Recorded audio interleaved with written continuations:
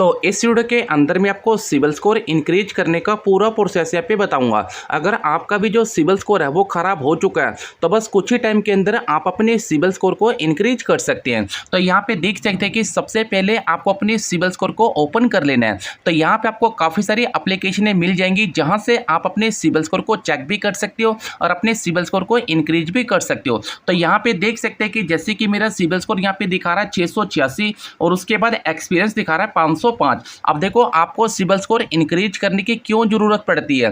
हो सकता है कि आपने किसी बैंक पे लोन के लिए अप्लाई किया हो और बैंक वालों ने आपको बोला कि सर आपका जो सिबिल स्कोर है वो खराब है, इस वजह से आपको लोन का अप्रूवल नहीं मिल पाएगा। अब देखो सबसे पहली बात तो मैं आपको ये बताता हूँ आखिर किस कारण से आपका जो सिबिल स्कोर यहाँ पे खराब हुआ। अब आप बोलोगे सर मैंने तो कोई गलती नहीं की फिर भी मेरा सिबिल स्कोर खराब हो चुका है। तो भाई कुछ तो कारण रहा होगा सिबिल स्कोर खराब होने का, कुछ तो गलती की होगी आपने सिबिल स्कोर खराब होने की। तो इस वीडियो के अंदर हो सकता है कि आपसे जो गलती है वो अनजाने में होगी जिसके बाद आपका जो सिबिल स्कोर है वो डाउन चला गया। देखो इस वीडियो के अंदर आपको दो ऑप्शन दिख रहे हैं, पहला ऑप्शन आपको ये दिख रहा है, दूसरा ऑप्शन आपको ये दिख रहा है। तो इसी के अंदर मैं आपको जो आपने गलती की है वो भी बताऊंगा और किस कारण से आपका जो लोन है वो बार बार रिजेक्ट हो रहा है और आपका जो सिबिल स्कोर है वो कैसे इंक्रीज होगा और उसके बाद आपको कैसे लोन का अप्रूवल मिलेगा। तो सबसे पहले आपको पहले वाले ऑप्शन पे टैप कर देना है। देखो यहाँ पे आपको पहले वाला ऑप्शन है ना, ये सबसे मेन है, इस पे आपको टैप कर देना है। अब देखो जैसे मैं इस पे टैप करता हूँ ना तो मेरे सामने कुछ इस तरह का पेज यहाँ पे शो हो जाएगा।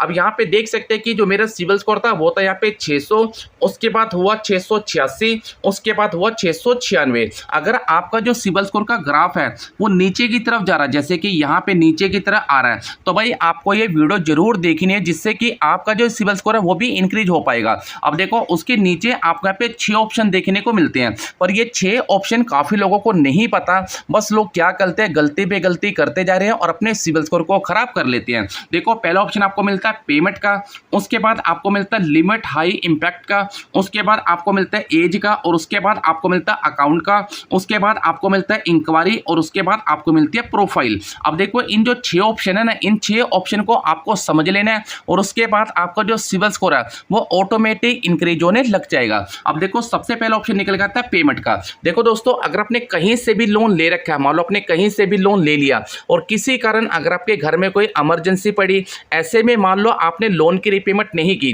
तो यहाँ पे देख सकते हैं कि आपकी जो सिबिल स्कोर है ना उसके ऊपर यहाँ पे लेट पेमेंट शो कर देगा। जैसे कि मेरे ऊपर यहाँ पे लेट पेमेंट शो कर रहा है 39 और यहाँ पे जो पेमेंट ऑन टाइम दिखा रहा है 91%, क्योंकि मैंने 39 जो पेमेंट है वो लेट की थी। अब देखो अगर आप ऐसी गलती करते हैं तो भाई ऑटोमेटिक हर महीने आपका जो सिबिल स्कोर है वो डाउन चला जाएगा। तो सबसे पहली गलती, अगर आपने कहीं से भी लोन ले रखा है तो भाई उसकी जो रीपेमेंट है वो आपको एकदम टाइम से करनी है। सेकंड ऑप्शन यहाँ पे निकल के आता है लाइव इंटैक्ट है, इस पे आपको क्लिक कर देना है। अब देखो जैसे मैं इस पे क्लिक करता हूँ ना तो मेरे सामने यहाँ पे लिखता है हाई इंपैक्ट। देखो दोस्तों अगर आपके पास कोई भी क्रेडिट कार्ड है, तो जैसे कि मेरे पास HDFC का भी है और कोटक का भी है, अगर आप उसको 30% से ज्यादा यूज करते हो तो ऐसे में भी आपका जो सिबिल स्कोर है वो नीचे की तरह आएगा और आपका जो सिबिल स्कोर है वो यहाँ पे खराब हो सकता है। तो यहाँ पे देख सकते हैं कि 0% दिखा रहा है, एकदम सही है।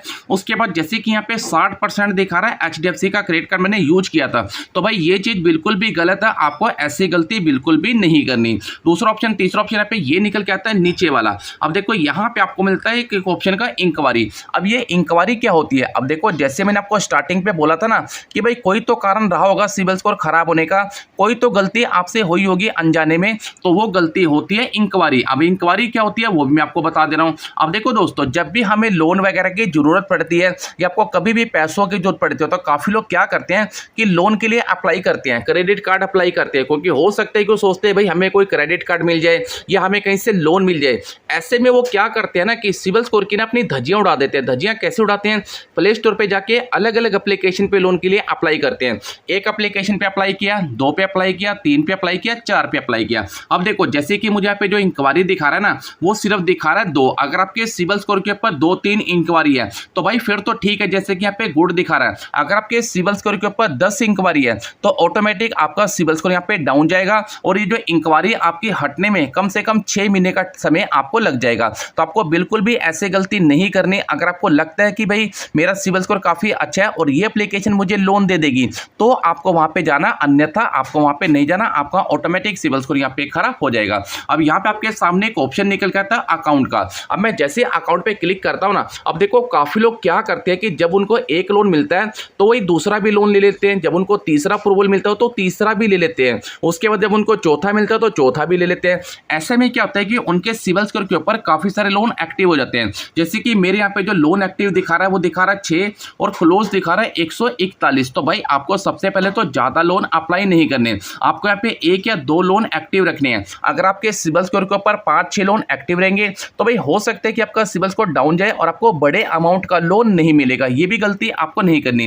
जैसे कि यहाँ पे मुझे दिखा रहा है ये भी लोन मेरा एक्टिव है, ये भी एक्टिव है, क्रेडिट कार्ड भी एक्टिव दिखा रहा है, ये भी एक्टिव दिखा रहा है, ये भी एक्टिव दिखा रहा है। तो भाई ऐसा है आपको नहीं करना है। ऐसा करोगे तो उसके बाद भी आपका सिविल स्कोर यहाँ पे डाउन चला जाएगा। अब देखो यहाँ पे कुल मिला के देख सकते हैं कि जो मेरा सिविल स्कोर है वो एवरेज दिखा रहा है, उसके बाद दिखा रहा है पुअर। अब ये गलती मैंने की है, इसी की वजह से तो मेरा सिविल स्कोर खराब हुआ।